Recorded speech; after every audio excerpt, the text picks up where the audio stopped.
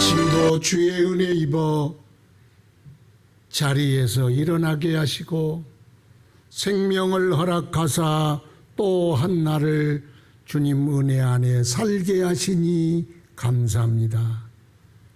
우리가 하루를 살아갈 때 주와 동행하여 살게 하시고 주의 말씀 따라 살게 하시고 성령의 능력 힘입어 살게 하사 우리의 삶이 하나님께 영광되게 하시고 주의 인도함 받아 진리의 길 걷게 하옵소서. 주여 살피사 기도할 때 응답하여 주소서. 우리의 모든 삶에 하나님의 은혜가 나타나게 하옵소서. 오늘도 주의 영광 찬송할 때 우리의 마음 참되고 진실하게 하옵소서. 예수님 이름으로 기도드리옵나이다. 아멘. 찬송 96장 하나님께 올려드리겠습니다. 96장 찬송 하나님께 올려드리겠습니다.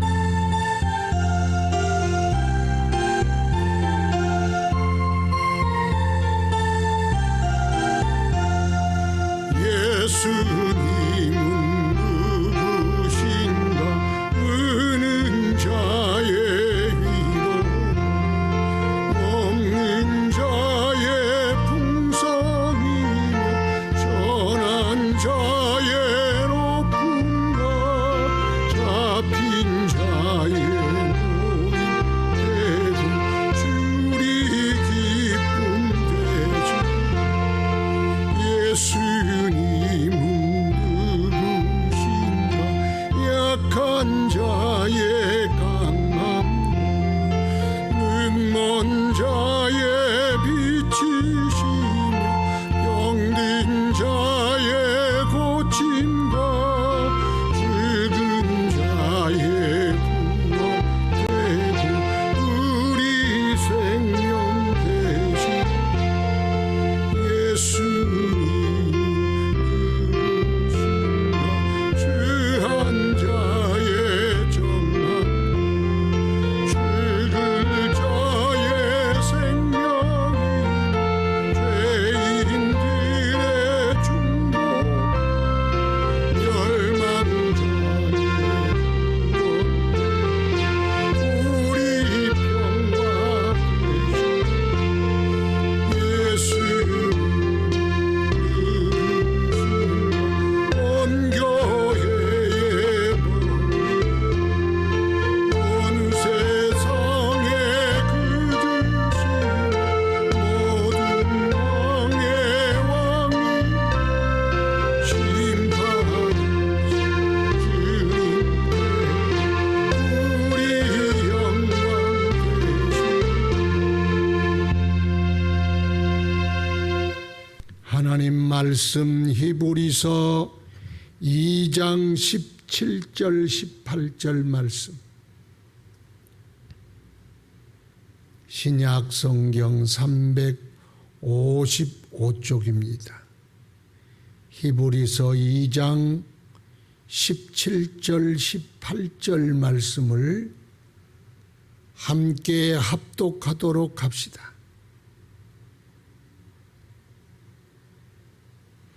그러므로 그가 범사의 형제들과 같이 되심이 마땅하도다. 이는 하나님의 일에 자비롭고 신실한 대제사장이 되어 백성의 죄를 속량하려 하심이라. 그가 시험을 받아 고난을 당하셨은즉 시험받는 자들을 능히 도우실 수 있느니라. 아멘. 주여 은혜를 베풀어 주소서. 오늘 또 삶의 굴곡진 세월의 길을 따라 살아갈 때 어려움도 만나고 힘든 일도 만나고 괴로운 일도 만나나이다. 주님 불쌍히 여기사 그 모든 일을 다 이겨낼 수 있도록 믿음의 굳센 힘 주시고 성령께서 오셔서 함께 하자 하시니 주님 손 붙들고 나아가게 하셔서 그 모든 어려움이 변하여 복된 길 되게 하시고 저들의 눈물의 길이 찬송과 기쁨의 길로 변화되도록 은혜 베풀어 주옵소서. 병원에 입원하여 어린 생명이 투병하고 있사오니 찾아가 주셔서 모든 장염을 치료하여 주시고 코로나로 인하여 격리되어 있는 형제자매들을 돌보시고 주님이 찾아가 일으켜 주시며 여러 가지 여러 일들을 만나 환난 가운데 있는 자들을 주여 도와주시고 모든 일에 주의 성도들이 힘을 내어 지치지 않게 하시며 믿음으로 담대하게 하시며 오직 예수의 은혜 입어 승리하게 하옵소서. 주의 교회로 성령 충만하게 하시고 어려움들이 더 큰 부흥의 밑거름이 되게 하시고 이 시대에 하나님 복음 온 땅에 증가하는 능력의 교회가 되게 하여 주옵소서. 주여 살피시고 주여 은혜 내려주시고 주님 크신 은혜 사랑 충만케 하소서. 말씀 위에 우리의 믿음을 굳게 세워주시고 그 말씀이 위로가 되고 힘되게 하소서. 예수님 이름으로 기도드리옵나이다. 아멘.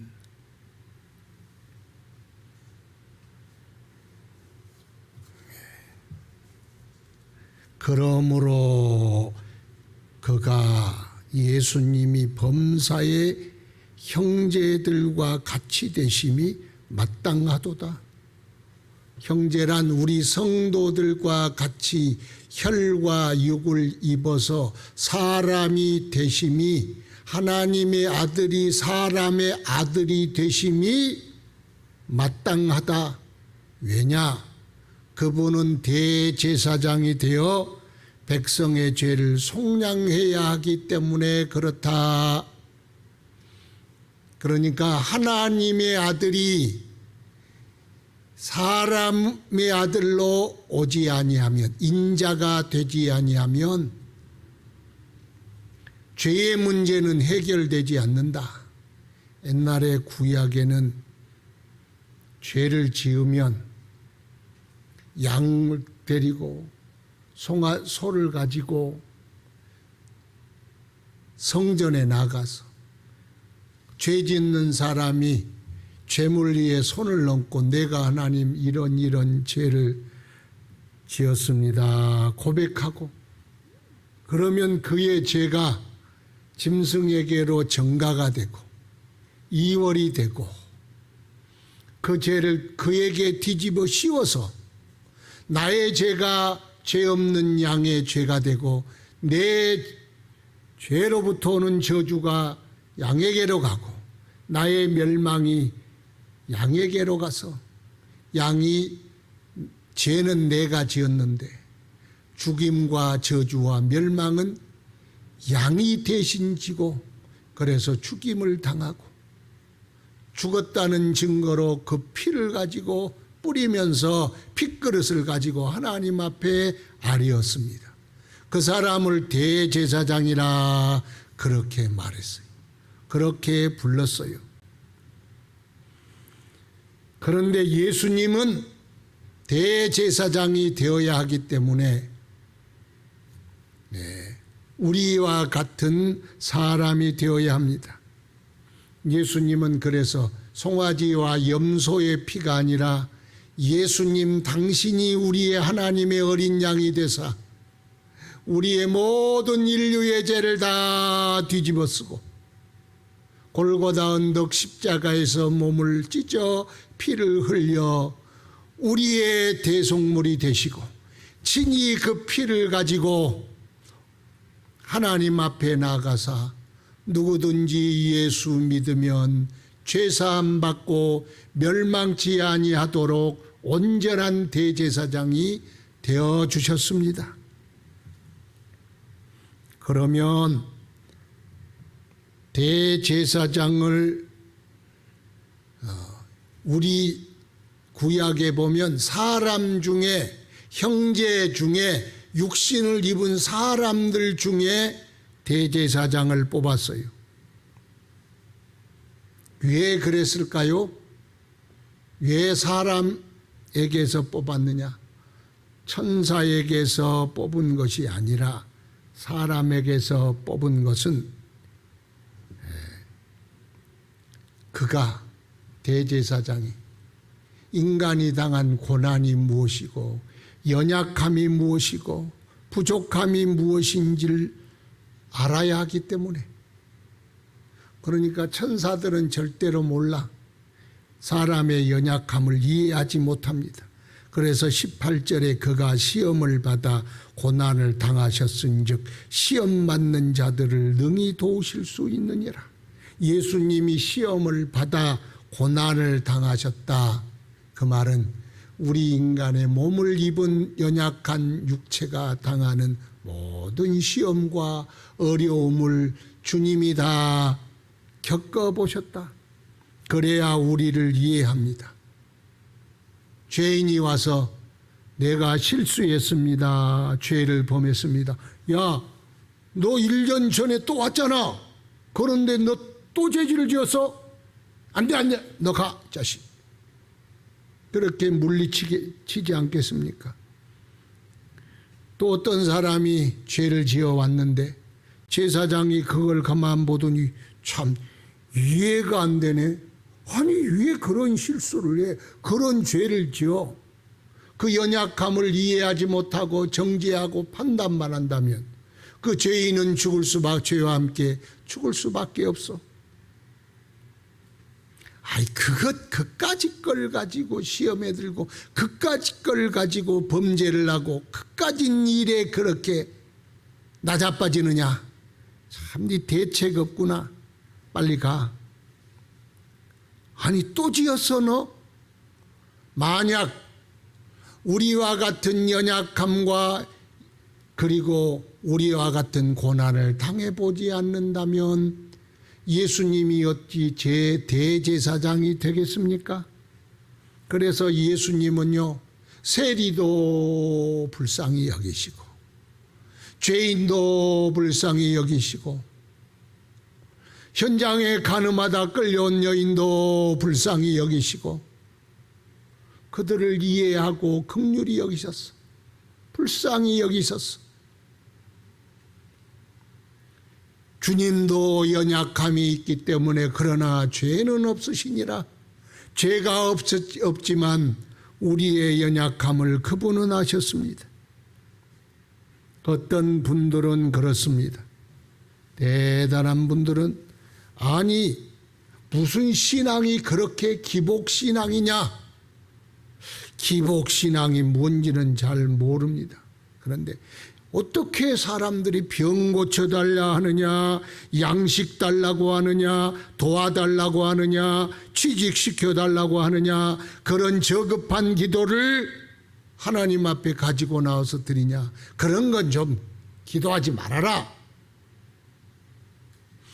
그런 사람이 있습니다. 그런데 옛날에는 기복신앙이란 개념이 없었던 것 같아요. 먹을 것 없어서 자식이 부모 눈앞에 굶어 죽어가고 그 고기를 삶아서 먹을 수밖에 없는 그 보릿고개 그 가난의 고난을 겪어보지 아니하면 주여 내게 양식을 주옵소서. 내게 일용할 양식을 주옵소서. 그걸 어찌 양식 달라는 기도를 기복신앙이라고 매도할 수 있겠어요? 돈이 없어서 자식이 병들어도 약 한 번 쓰지 못하고 의원 한 번 찾지 못하여 그 깡시골에서 자녀의 죽음 쓸어안고 슬피 우는 어머니, 주여 이 지긋지긋한 가난 좀 해결해 주세요. 그렇게 기도하는 사람을 어찌 기복신앙이라고 손가락질할 수 있겠습니까? 전쟁의 참화 속에서 부모들이 눈앞에서 학살을 당하고 누이는 끌려가 욕을 당하고 이쪽 사람이 지나가면 동네 절반이 죽고 이쪽 사람이 지나가면 절반이 죽고 그렇게 전쟁의 참혹한 시기를 겪어본 사람이 주여 평강을 주소서, 전쟁이 없게 하소서. 그 기도가 어찌 기복의 기도라고 할 수 있냐 그 말이. 옛날에요 샬롬 그 말은 성경 속에 샬롬 그러니까 굉장한 의미가 있는 것 같지요. 샬롬은 전쟁이 많은 세상에서 전쟁에 참혹한 사람들이 죽고, 전쟁이 일어나면 다 죽고 포로 끌려가고 배고파 죽고 다 그렇게 참혹해. 그 샬롬의 소원이 어찌 기복이라고 할 수 있습니까? 샬롬이나 에이레네라는 말은요 그냥 전쟁이 없는 시대를 이야기하는 거예요.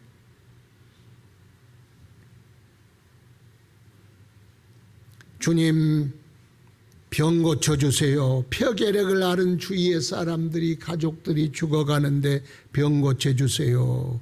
이게 어찌 기복의 기도라고 할 수가 있겠습니까? 그런 거 없어. 그냥 우리는 예수님도 다 당하셨어. 예수님께 오는 자를 거절한 법이 없어. 배고파요 오병이어의 기적, 칠병이어의 기적을 베풀어 그들을 먹이셨고, 내 병을 고쳐주세요 38년 된 병자도 일으키시고 죽은 자도 살려주셨어. 내 눈 좀 띄게 해주세요. 내 믿음대로 될지어다, 소원대로 될지어다 고쳐주셨어요. 주님은 내 딸 좀 고쳐주세요. 주님이 그 기도를 외면한 적이 없어. 왜? 주님은 그들의 안타까운 사정, 그 사정을 긍휼함으로, 창자가 끊어질 것 같은 아픔으로 받았기 때문에. 왜? 그분도 우리같이 굶주렸고 우리같이 가난하셨고 우리같이 고난당하시고 살점이 뜯어지는 고통을 당하시고 피를 흘리시고 십자가에 달리시고 억울한 일 당하시고 모멸을 당하시고 천대를 당하시고 피 흘려 고통 중에 죽으셨기 때문에 주님은 우리의 아픔과 모든 연약함을 다 알고 계셔요. 모르는 게 없어. 그리고 여러분 절대로 속지 마세요. 주님은 우리의 모든 삶의 고난의 제목을 주님 앞에 있는 모습 그대로 가지고 오기를 원하지, 있는 채 나는 굉장한 수준인 채, 나는 거룩한 채, 나는 그런 거 기도하지 않습니다. 주님 나는 이 정도 수준을 가졌습니다. 그러기를 원하지 않아요. 그냥 저급한 수준이면 저급한 수준대로, 어린아이 수준이면 어린아이 수준대로 있는 모습 이대로 주님 앞에 나아가는 것이 주님이 원하는 것이지. 그냥 기복신앙 가지고 있으면 그대로 나가세요. 우리의 삶이 고난이 찾아왔거든 그 고난 가지고 주님 앞에 나가세요. 여러분 혼자 끙끙 앓고 하나님 없는 것처럼 그렇게 자기 혼자서 감당하려고 하지 마세요. 그건 속임수입니다. 잘난 사람의 속임수입니다. 배우고 부자 되고 어려울 것이 없는 사람이 가난하고 비천하고 참혹하고 종된 사람들의 아픔을 알지 못하고 그런 기도는 드리지 마. 고급진 기도 드려. 아니요, 예수님도 밑바닥에 저 밑바닥의 삶을 체험하여 친히 아신 바 되었습니다. 우리의 연약함을 다 아십니다. 그리고 너는 보좌 앞에, 주님의 보좌 앞에 담대히 나갈지니라. 어떤 기도 제목이 있을지라도. 자식의 문제입니까? 자식의 문제 때문에 부모 찾는 사람이 많았어. 신하의 기도 문제 때문에 주님 찾은 사람도, 친구의 문제 때문에 주님 찾은 사람도, 이런 문제 저런 문제로 주님 앞에 나갔습니다. 그러므로 주님 앞에 나가십시오. 그러면 주님이 가르쳐 주실 것입니다. 해결해 주시기도 하고 그 고난을 통하여 훈련시키기도 하시고 그 기도 제목을 통하여 하나님 살아계심을 증거하게도 하시고 그러시는 거예요. 그래서 주님은 시험을 받아 고난을 당하셨은즉 이것이 너무 큰 위로요. 예수님은 누구신가? 약한 자의 강함과 병든 자의 치유와 가난한 자의 풍요와 시없는 자의 건지심과 죄인의 용서하심이 되신다. 예수님은 만병통치약이냐? 그렇습니다. 만병의 통치약이요. 모든 응답은 다 예수로, 모든 응답은 다 예수로 모아지기 때문에 그렇습니다. 여러분, 옛날에 그 서름을 다 당해보지 못한 사람은 성도들의 기도를 자꾸 저급하다고 평가를 그렇게라도 기도하고, 여러분, 고난은 주님 만날 기회고 주님께 나아갈 기회고 주님을 기도할 기회지, 그 고난을 혼자서 끙끙 앓는 것이 주님의 뜻이라고 생각하면 안 됩니다. 그건 너무 교만한 겁니다. 천국이 뭡니까? 전쟁을 그 참혹함을 겪어본 사람은 하나님이 모든 눈에서 그 눈물을 씻기심에 다시는 전쟁이 없고, 그 나라가 우리의 위로가 됩니다. 거기는 질병이 없고, 병으로부터 부모를 여의고 자식을 여의고 형제를 여의고 질병의 고통을 당하여 밤을 지새워 보는 사람들이 아니면, 질병이 없는 하나님 나라, 그러면 그게 얼마나 큰 기쁨인지 몰라요. 죽음이 없는 나라, 탄식이 없는 나라. 천국이란 뭐냐? 천국은 여전히 고난도 있고 가난이 있고 질병이 있고 전쟁이 있다. 그러면 누가 그 나라 가겠어요? 예수 그리스도를 통하여 모든 인간의 고장난 문제를 싹 다 해결하여 주신 나라가 천국이요. 그렇기 때문에 천국입니다. 주님의 은혜가 모든 곳곳마다 미치는 곳, 그런데 이 세상은 믿음만큼 미쳐. 그것이 세상이에요. 왜? 하나님 나라가 온전히 이루어진 상태는 아니기 때문에. 그러나 온전히 이루어지게 해달라는 것이 우리의 기도요. 주여, 내 가정에도 주의 뜻이 온전히 이루어지게 하시고, 내 건강에도 이루어지게 하시고, 우리나라에도 이루어지게 하시고, 주의 뜻이 온 세상에 이루어지게 하옵소서. 하나님 나라가 이 땅에 이루어지게 하소서. 그게 기도 아닙니까? 그러니까 하나님의 능력과 생명이 온 땅에 두루두루 다 임하도록, 그러기 전에 우리의 삶에도, 내 육신의 삶에도, 내 생각과 마음속에도, 우리 교회 가운데도 임해야 한다. 그런데 그 고난의 아픔을 다 주님이 알고 있으니 괜찮다, 다 안다, 내가 너를 안다, 연약함도 알고 실수도 안다. 안다는 게 너무 좋은 거요.